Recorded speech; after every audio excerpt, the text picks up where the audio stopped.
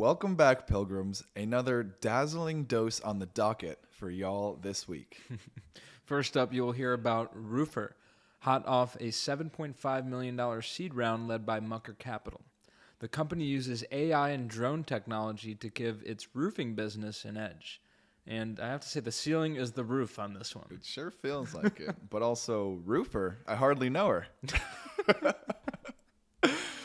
Moving on. Next, we'll cover Campus, a startup that's transforming higher education by making community college accessible across the country, hot off their $29 million Series A, led by OpenAI CEO Sam Altman and Discord founder Jason Citron. And lastly, stick with us for a breakdown on Podcastle, the easiest way to create a podcast. And we can certainly be the judges of that. Yeah. They just announced a $13.5 million Series A led by Mosaic Ventures. Another great lineup today, partner. Excited to get this one going. Let's do it. Cue the music.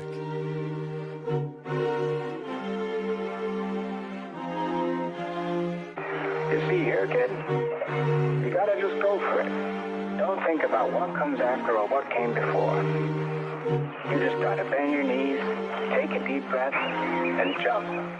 This is Venture Pill, your weekly dose of startups and venture capital. We break down recent startups in the news and interview founders and investors to help you stay informed in the evolving world of venture.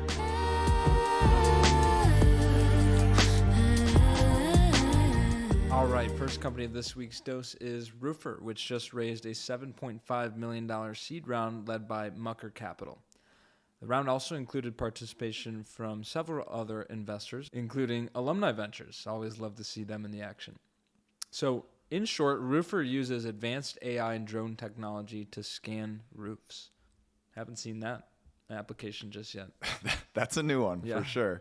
The company was started out of an AI-focused accelerator called HF0. Unlike other AI platforms, Roofer is actually, that's right, you heard it here first, vertically integrated. Slam! Yes! Slam that button, Yeah, baby. get it again. And that vertical integration is what they believe to be a key differentiator.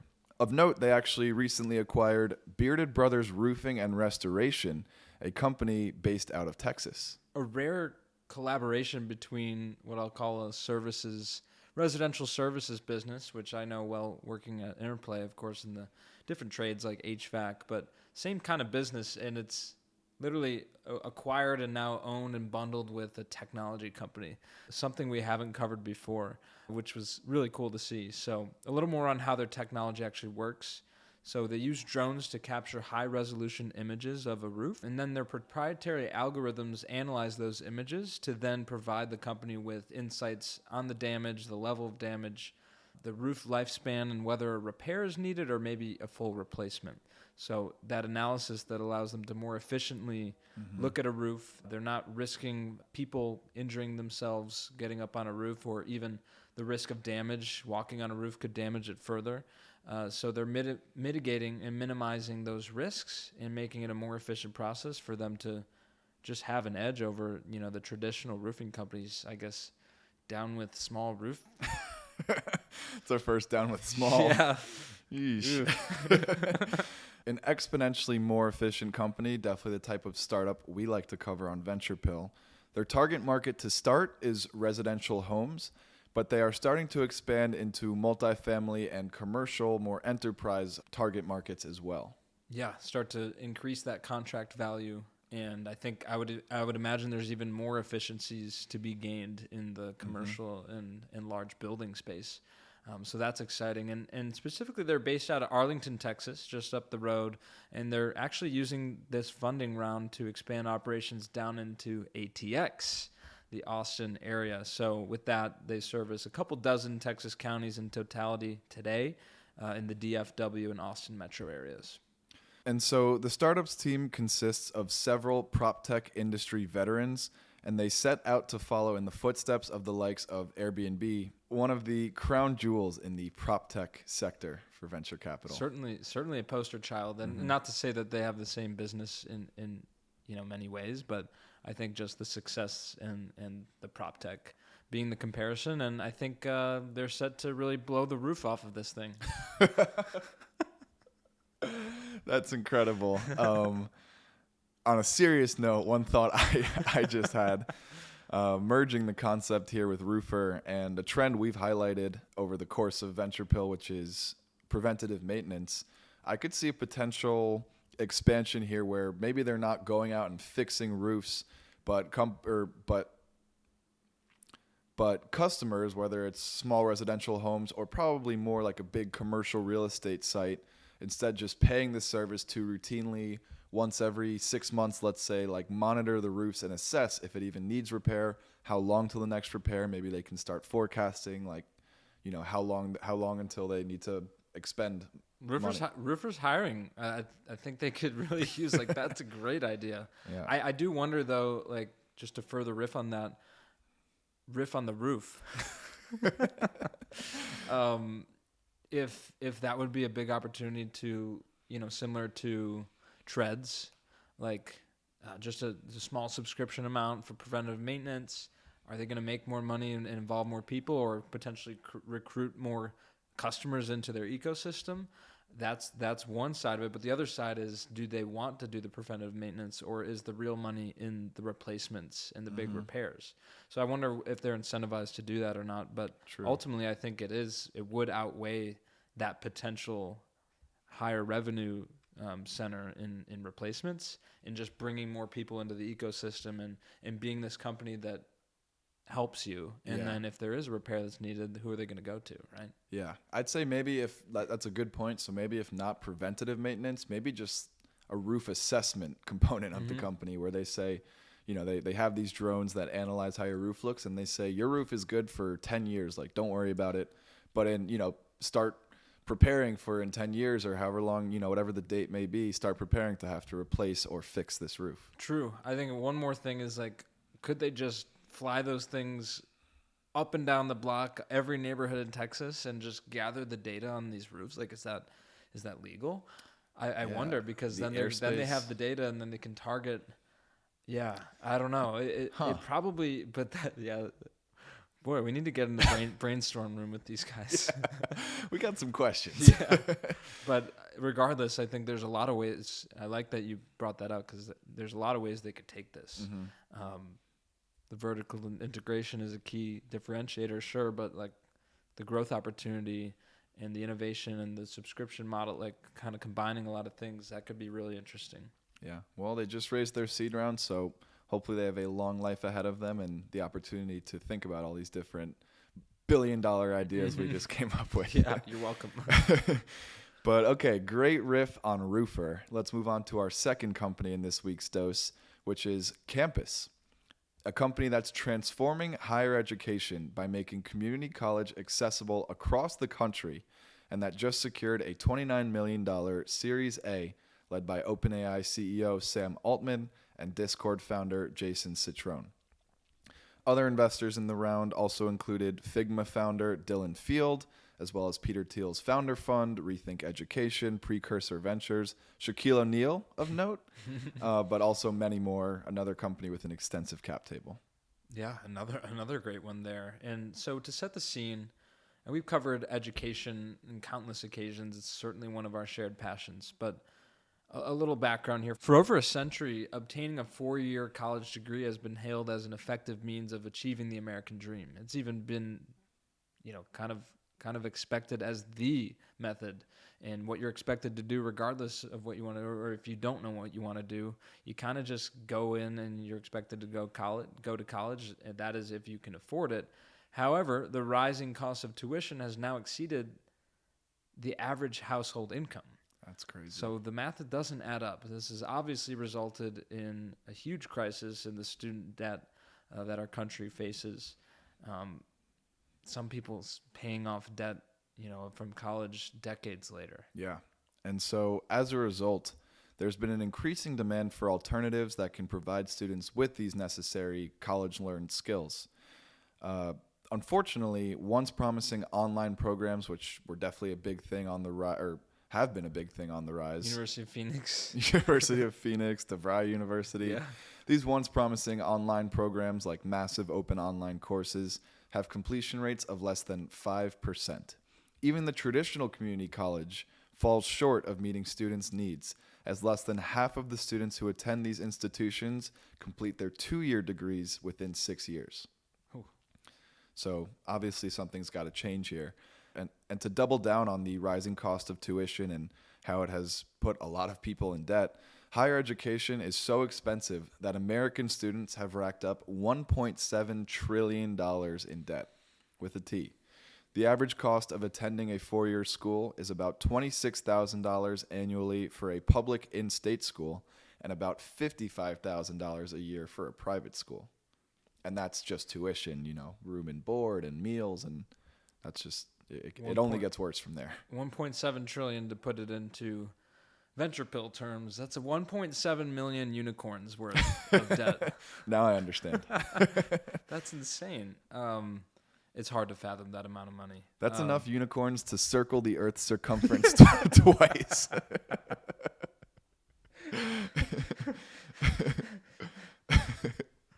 I can't beat that. That's amazing.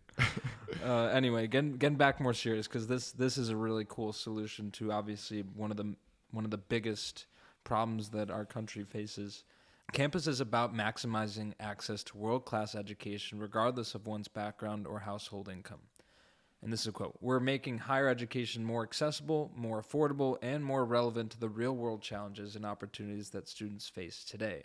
And that's from the founder of Campus, Tade Oyurinde. Hope I didn't butcher that. But Campus, which is an accredited college, offers online and in-person classes with top-tier professors from leading universities, all while minimizing out-of-pocket costs to students. Right, and so unlike most traditional community colleges, its online degree programs, called Campus Scholars Programs, are taught by a network of professors who also teach at leading universities and HBCUs, such as Princeton, Spelman, UT Austin, Hook 'em, baby. Vanderbilt, and more, some real leading institutions. And the tuition for these programs is $7,200 per academic year, enabling many students to forego out-of-pocket tuition expenses. This tuition can be fully covered by a federal Pell Grant for those eligible to receive that grant. But yeah, about $7,000 for an academic year, that's incredible. That is disrupting college in a major way. Yeah, and the quality and the passing rates, combining everything together, it's truly amazing. In addition, I think this is just as cool. Like, every student is getting a free laptop, free Wi-Fi, unlimited tutoring, and individual support coaches. That's awesome. So there's no excuse. I mean, you got to come up with that money, sure, but that's way less, and you'd be in way less debt if you do have to fund it with loans. Mm-hmm. And also on the faculty side, Campus provides an opportunity to supplement existing teaching income. The average campus professor has increased their annual income by 20%. Wow. So they pay about $8,000 per class for professors, which is about double the national average for adjunct professors. So as you kind of deemed it, kind of like the gig economy for professors, make some additional supplemental income. Yeah, super cool. Like you have this expertise in being a professor. Why not use it in these on-demand online classes? Mm-hmm. It's awesome. And as you noted, actually, a lot of these professors are former students that are probably paying off debt. So in more ways than one, this is helping alleviate a lot of debt-related college issues that have arisen from our current higher education system. I don't know why this just popped in my head, but in my mind, I'm thinking about a whirlpool. When you and your friends are in a pool and you all run in a circle. Of course. We've all been running in that same direction for that all these decades, that 100 years, right? And Campus is stepping in, someone's stopping, and they're really fighting against that current. Yeah. And maybe soon enough we'll be able to swish it around the other way. Wow. And eliminate student debt. I don't know. That was an abstract analogy you just made, but I see it. I don't know why that came into my head. I appreciate you sharing it, though. I see it too. I agree. We're big on campus for sure. Mm-hmm. Bullish on campus. And so to close out on campus, just some notes on the student body and traction. Currently, campus has about 850 students across 30 states enrolled. More than 80% of the students are female, and many of which are from underrepresented populations. Additionally, most campus students also work at least 10 hours a week, so it's a part-time educational thing, but those wages that are earned at work can be used to offset that $7,200 in tuition for a year. So it makes sense. And then getting into traction, in the first quarter of this year, more than 1,500 students applied to campus. And despite being relatively young, campus boasts a 61% graduation rate, which is double the national average. We've listed a ton of stats that we love. This might take the cake as the most impressive and hell yeah stat that this young startup has to offer. Amazing. I mean, they're just doing it better. Like you said, there was some failed programs. Maybe the timing's better now with better internet, better access to computers, and they're just found a way to make it extremely affordable. That's amazing. One thing that they're missing, though, there's no football. Damn, you're right. No football. There is one note. They actually do have one campus in Sacramento, California, I believe. Okay. So there is an in-person component. Maybe there's a gym and sports. I don't think there's an official football team. But yeah, aside from that, they're doing everything they can to mimic the college experience. And I mean, I think the company's really attacking with, it's a two-pronged attack on some major issues with, again, like the educational system, which is impacting the youth of America. So A, they're making it more affordable for people to get this higher education, good for students, but also professors, right? Like something I think about a lot is just how poor distribution of income amongst all the different fields that we have, you know, and I'm not taking away from doctors, lawyers, athletes, actors, whatever, but professors and teachers are so egregiously underpaid. And when you think about the impact they're having on the future of America, our brightest young future, why are they being paid, pennies on the dollar compared to these other professions? So the concept of this gig economy role and also just paying professors more is hard to not get behind. Absolutely. Yeah. Flipping the model on its head. And again, private industry, capital markets, venture capital coming to the rescue, right? I mean, ideally we say, the government should just make education system better, but it's a mess, right? Yeah. We need some innovations, some exciting new ideas. And who knows, like when we're having kids and they're going into college, campus could be a top option. Who knows what happens in the next couple of decades, much less this year, as they're already having that success. So amazing. For our future wallet's sake, I hope it's a top option. True. All right, third and final company of this week's dose is called Podcastle, which just raised a $13.5 million Series A led by Mosaic Ventures. This round also included participation from RTP Global, Sierra Ventures, and Squarespace CEO Anthony Casalena, among some other individuals. Now, Podcastle claims to be the easiest way to create a podcast. And as I said in the intro, we can be the judges of that. So basically, they're a web-based platform that enables creators like us to record, edit, enhance, transcribe, and publish podcasts with unmatched simplicity. It sounds great. Yeah, we're in a podcast episode talking about a podcast-based startup. Feels like a Black Mirror almost, but yeah, and also, as we've said many times, we're generalists. A lot of technology goes over our head. We're not trying to be something we're not. If there is one thing we do have somewhat of an expertise it's podcasting. Yeah. So this one's definitely in our wheelhouse, and excited to break down the product. Stick with me here. It's extensive, but it is a recording studio that offers high-quality recording, similar to Riverside, which is what we use. And easy way to think of it is just Zoom for podcasters, so you can record the audio and do a couple other features. And that's another venture-backed company from Right. Alexis Ohanian and 776. Shout out Alexis. On top of the recording studio, it's also got an audio editor, which is easy to use online and comes with a free library of royalty-free music, a video editor, which is an all-in-one spot to easily mark highlight-worthy clips, similar to Descript, which we use. And again, for a lot of podcasts, as we know, it's all about getting those clips out, right? Spread the word, get on social media. Descript, another venture-backed. We covered them earlier this year, I want to say, or last year, I want to say. Yeah. So certainly, yeah. I mean, we use those. These are two products we use like every day, every week. On top of that, they offer Revoice, which is AI generated audio using your voice. I think Descript also has a feature like this, but really cool capability for a podcast service to have. And then lastly, they have a hosting hub, which is where you can publish your podcast to all these different networks, Spotify, Apple Music, YouTube, similar to Transistor, which once again we use. So we're covering 3 products now. And lastly, there is an iOS mobile app, which allows you to record on the go. This is as comprehensive as it gets. As people who have been grinding out a podcast for 2 years, I can't really think of anything that they're missing on this list. No, I mean they're really covering it all, and it's a pain a little bit. It was for at least for us to compile all these and figure out what works, and I think that's the exact pain that they're addressing here is especially for someone that hasn't done this before. Have it all in one place. Not only that, but make it very easy to use. And what's cool is with the pricing options, you can use this for free. Of course, you're not going to get all the features that we mentioned, but for one creator, if you want to start a podcast, use Podcastle. Like, it's a free version.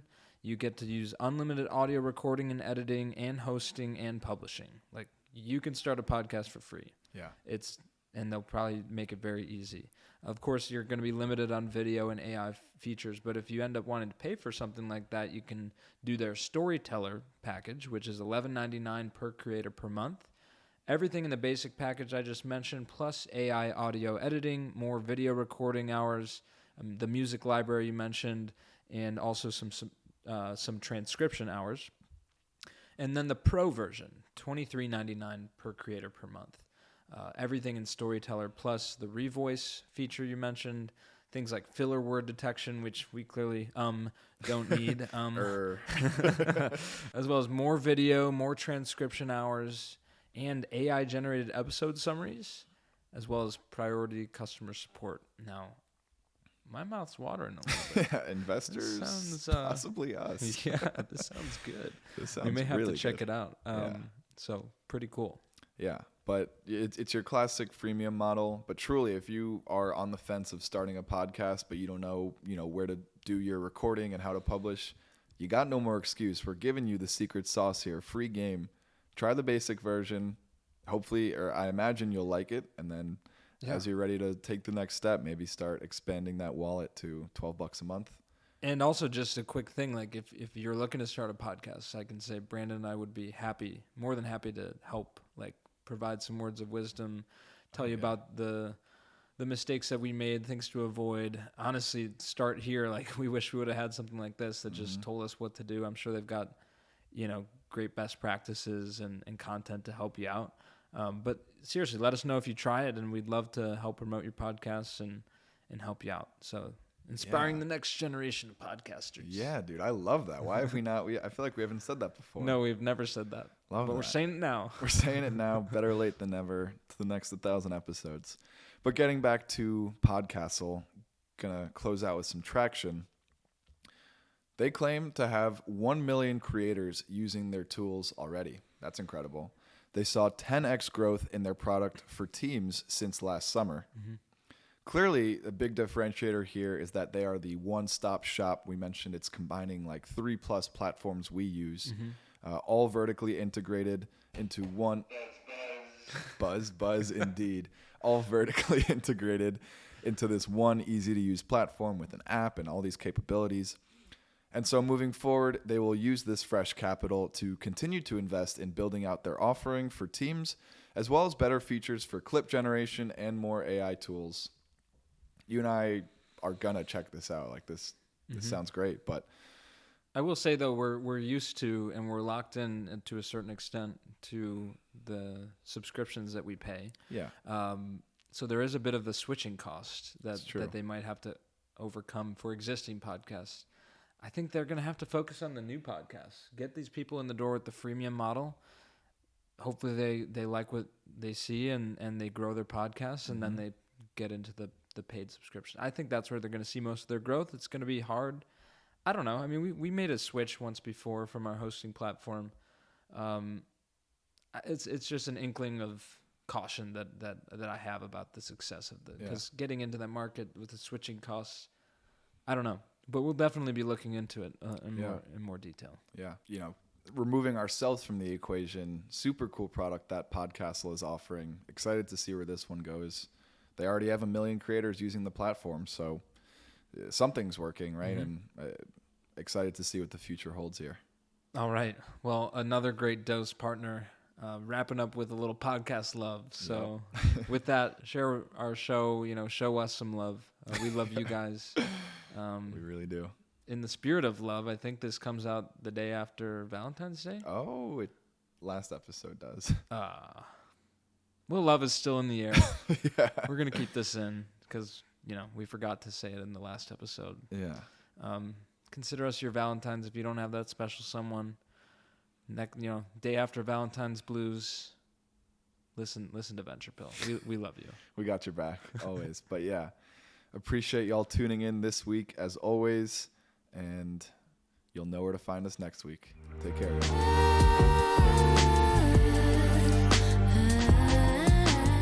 Thanks for listening. Join us next week for another dose of startups and venture capital. And as always, we appreciate our pilgrims spreading the word about the show. Share with your friends and help someone else make the pilgrimage. See you next time.